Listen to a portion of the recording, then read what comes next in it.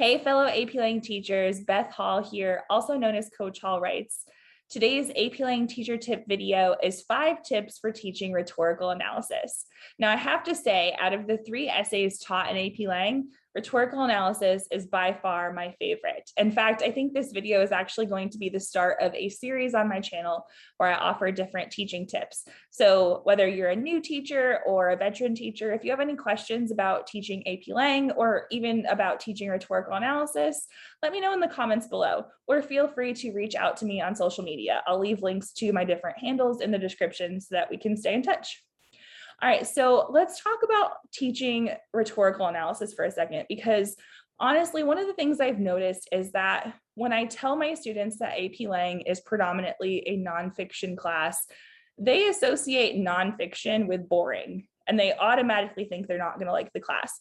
But my job is to try to convince them that nonfiction is actually not boring, but it's actually very important to them, especially because the vast majority of my students are not going to be English majors. They're going to need nonfiction for their respective college and career paths. And so I want to help them become familiar with nonfiction and breaking down people's arguments beyond just what we have to do for the exam. So one of the things that I recommend considering as you're teaching AP language and rhetorical analysis is you want to select approachable text. Now, when I started teaching, I automatically equated approachable with contemporary. I knew that my students did not like reading older works because the language was difficult, so I tended to favor contemporary text. A lot of what I teach is relatively contemporary, but I do make sure to incorporate passages from a variety of time periods, including the 1800s. And honestly, even though those passages might have language that might be a bit more difficult, there's still value in that. So we want to make sure that we're adding appropriate rigor without the class being too hard. And for the record, rigor does not mean more work. So when we think about approachable text, it doesn't just mean contemporary text, and it doesn't just mean short text either. So something can be approachable and still be challenging, or it could be approachable and it could be quite long. I listed some things here on the screen for you. These are things that I consider as I'm planning out a unit in AP Lang. When I'm looking at text, I consider the complexity of language. So is there vocabulary in it that will enrich my students' education? Is it something that they're going to struggle with, or is it something that they'll understand relatively easily? Because I want to try to balance that out throughout the unit. I also want to consider the approachability of rhetorical choices, because if we're doing rhetorical analysis, I want my students to be able to pull out those rhetorical choices, especially as they're learning the skills. Now, there are some passages that I give my students where when they first look at it, they're like, I don't see a rhetorical choice here. And I like to give them those passages too, as they're more comfortable with rhetorical analysis, because I want them to be prepared for that feeling in case they encounter it on the exam. Now, of course, there is a rhetorical choice present in the text, more than one, but sometimes their definition of rhetorical choice at the beginning of the year is very narrow, and they're pretty comfortable with things like repetition and juxtaposition. But when those are not in the text, that's when they're like, oh gosh, I don't see a choice here. So we talk about it and we work through it. So I consider the approachability of the rhetorical choices, especially toward the beginning of the year. I want to make sure that the pieces I'm choosing have relatively obvious rhetorical choices, because my students are still learning about rhetorical choices and they're still building that vocabulary and learning to write about rhetorical choices. Now, if you're curious about some text recommendations, I'll leave a link in the description box below where I have some just text that I've taught over the years that my students have enjoyed. Now, this is not a unit plan or anything. It's just literally a list of texts that my students have said, yeah, those were interesting. So another thing that I consider with approachability is the diversity of the authors and perspectives, because quite frankly, I teach in a predominantly white district in rural Arkansas. So I want to make sure that my students are familiar with a variety of different perspectives and cultures. If you have a more diverse student body, you want to make sure that your students feel represented in your classroom. So we want to consider different points of view as well. And also the relatability of the topic and student interest. I try to choose texts that relate to my students in some way. So I have a couple text recommendations for athletes, and I have text recommendations for students who might be interested in farming, because that's really popular where I live. So I want to try to find ways to reach students through their interests as well. That would be another way to make things approachable. And you can do this not just through rhetorical analysis, but through your argument prompts and your synthesis prompts as well. Another thing to consider are these interdisciplinary connections. a lot of times my students will say, hey, we learned about this person in history class. And I like that because they already know the historical context, and that really does help. So helping them realize that they can connect English to history or English to science is really important. Once you give your students a passage, typically we have them annotate. And I equate annotations to Goldilocks and the Three Bears, and here's why. When I first started teaching, I just told my kids to annotate the text. I didn't tell them how to do it or anything like that. I just wanted to see what they would do. And so I had some students grab a highlighter and pretty much highlight every single word except a, an, or the. It looked like the whole paper was neon yellow. Now I had other students who barely wrote any notes because they were like, I understood it when I read it. Why do I need to write notes on it? That told me quite a lot about annotations. I realized that we need to model annotations for our students. And I also realized that students have their own way of annotating. So while I could show them my way, I want to give them some choice and some freedom to do it their way too. But it's like Goldilocks and the Three Bears, because you don't want to do it too much or too little. You want to do it just right. Let's talk about the annotation process. A lot of teachers want to know, do you have a certain guide for annotations? Are there certain symbols you want your students to use? And honestly, I want my students to be able to customize the process to their own needs, but I do have some tips that I give them to make it easier. So one of them is that I want them to bullet point the main idea of the paragraphs. It doesn't have to be every paragraph, especially if there's a lot of shorter paragraphs, but I do want them to keep track of what's being said, because this prevents them from having to reread quite as much.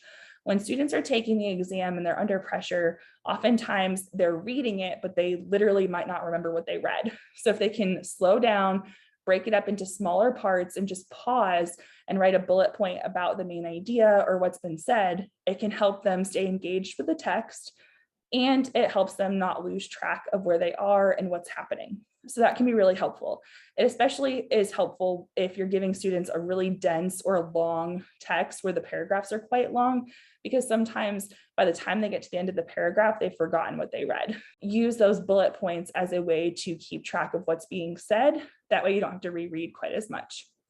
Something else I noticed that students do quite often is they will annotate the rhetorical choice, usually in the margin. And I've done this too, as I've modeled annotations with my students. So if you see juxtaposition, you write maybe JUX in the margin. Quite frankly, depending on how the text is formatted, there might not be a whole lot of room in the margin. So sometimes I tell my students to actually take their annotations on a separate piece of paper. That doesn't work for everybody. Some of my students love it, some of them hate it, but the ones that cannot write all their annotations on one page because they would be cramming stuff in, they like to write it on a separate piece of paper. But the point is that students are often writing the rhetorical choice, but just writing juxtaposition in the margin isn't always super helpful. So yes, they could underline the example, the evidence, things like that. But something I tell my students to do is to note the purpose of the rhetorical choice. So they found the what, which is the rhetorical choice. I want them to start thinking about their commentary, why the writer did that, especially at that point in the passage. So I tell them to not just annotate the rhetorical choice, but also the purpose of that choice. In doing so, it really helps if students use power verbs in their annotations. I call them power verbs, but they're basically verbs that tend to lead to commentary. Verbs like illustrates, highlights, suggest, and oftentimes I incorporate these verbs into different handouts that I give students or sentence frames, or I tell them as we're modeling the annotation process, hey, you found this example of juxtaposition. What does it highlight? I want you to start your bullet point with the word highlights. That gets students used to using those words, and then it becomes second nature to them. I probably need to get this quote on a t-shirt because I say it so often in my class, and I've probably said it dozens of times in my videos as well. So why this choice for this audience on this occasion? The idea here is to get students to connect to the rhetorical situation. Now, I'll admit, when I first started teaching rhetorical analysis, I used the acronym SOAPSTONE. There's nothing wrong with that acronym, but I now prefer SpaceCat. But I would just give my students a graphic organizer that said SOAPSTONE going down in a column, and I would have them put notes about the speaker, the occasion, the audience. But honestly, they were really superficial notes. I didn't know what my students were really supposed to be thinking about. So it wasn't until I had a student ask me, Coach Hall, why are we doing this? that I realized they really needed to be connecting the choices to the rhetorical situation. So yes, you can incorporate the rhetorical situation into some pre-reading by breaking down the prompt. Oftentimes the rhetorical situation is provided for students. And if they read the prompt too quickly, they miss some of the nuances of that. So I've had my students slow down and actually either do an acronym of soapstone or space cat, write it in the margin, do a graphic organizer, or even just label it on the prompt. But I want them to pay attention to who the speaker is and who the audience is, things like that, because you would be surprised how much can be confused under pressure. I've seen essays where students identified an incorrect audience or misspelled the speaker's name, which misspelling the speaker's name isn't going to affect their score in any way. But if we slow down, we can pay attention to these things. So I always tell them to go a little bit slower with the prompt because sometimes they're very eager to get to that passage. So we want to analyze the rhetorical situation. And I think in recent prompts, the College Board has done a great job of providing that rhetorical situation for students. They really make sure that students know what they need to know before they approach the passage, which is why they really do need to be mindful of that prompt. And then as students are reading the passage, we want to observe different rhetorical choices, but start to connect them to the rhetorical situation. So why is the speaker making that choice at that point? Why do they start their speech that way? Why do they end their speech that way? If they're using a metaphor, why is that metaphor well suited to that audience? Think about their diction, their tone, things like that. We want to connect it to different elements of the rhetorical situation. Now you might be wondering, okay, great, Coach Hall, I get it, but how do I do that? Don't worry, I've got a video planned to explain all of that. If you're curious about that video or any other upcoming videos on my channel, make sure that you are subscribed with your notifications turned on. That way you don't miss it. My next tip is to use sentence frames. Sentence frames have been an absolute game changer in my classroom. They're responsible for helping me transform my students' writing. One of the things I noticed when I started including sentence frames in my instruction is that it really helps students better articulate their ideas. I noticed that a lot of times students had ideas during discussion, but then when they would go to write the essays, it was a little bit off. They weren't communicating the same ideas. And when I would ask students why, they would often tell me, well, I didn't know what to say. Or I would notice that their writing style needed some help. A lot of times students write very simple sentences that could be combined, and sentence frames can help with that too. So I actually use sentence frames in a variety of ways.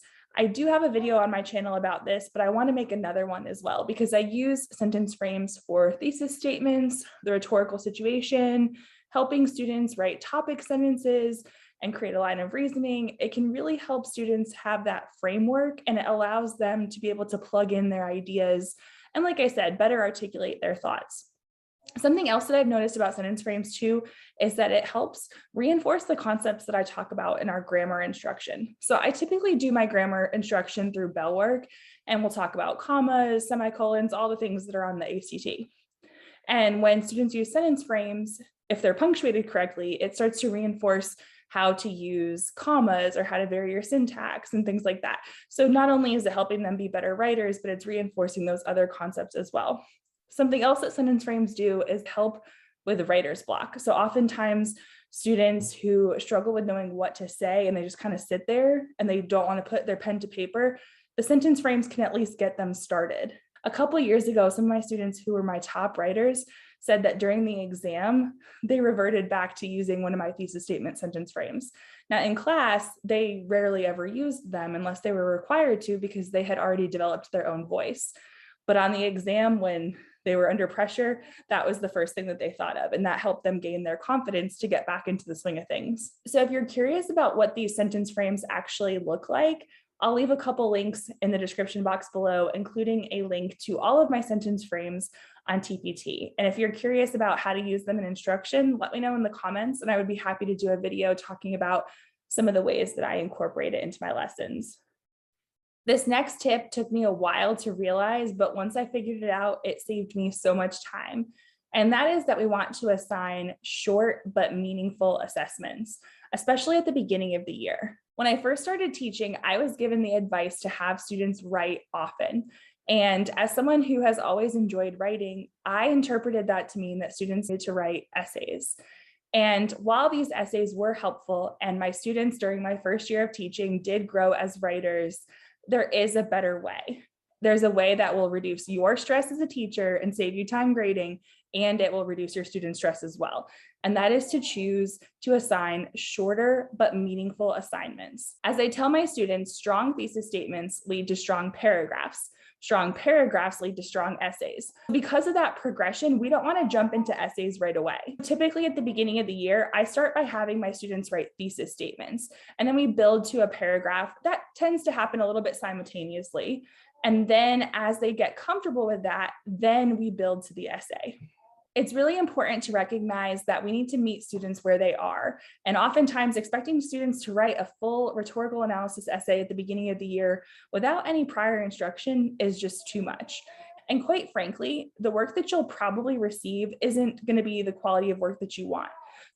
Meeting students where they are often means that we start with short assignments where we can offer constructive feedback and they can apply that feedback more readily. So the shorter the assignment, the easier it is for you to offer feedback. It's easier for the student to remember that feedback, and then they can do another similar assignment and apply those corrections. So it's a scaffolded process. I found that if I was to give my students essays too early, I would probably be writing the same comments on multiple students' papers. And quite frankly, I'd probably be writing the same comments from paragraph to paragraph. So I found that if I assign a paragraph, then I can start to suggest things at the paragraph level. I can start to talk about topic sentences and evidence and commentary and give students the feedback they need. And that way, when they go to progress to the next assignment, they have an opportunity to apply that feedback. So we want to keep our focus a little bit narrow in the beginning, because otherwise, if we open it up to a full essay, that opens it up for more room for mistakes. And it's going to feel like there's a lot more for you to correct. So focusing on the paragraph level first, and then ultimately moving to essays really does help. Now, it's not to say that my students don't write essays in the first 9 weeks or anything like that, because they do, but we want to make sure they've had a little bit of exposure to other elements of the writing process first. In fact, I do believe that timed essays throughout the year are very important because it helps students with their pacing. Before you go, don't forget to check out the description box below. There you will find a link to my appealing teacher email list. I'll also include links to my sentence frames videos and my sentence frames on TPT in case you're curious. And also, if you check out the description box, you'll find my Instagram handle. There's a teacher Facebook page. I love hearing from you. I seriously do. And I want to know how to help you this year. So if you have any video requests or any questions, please don't hesitate to reach out and contact me. Until next time, guys, happy teaching.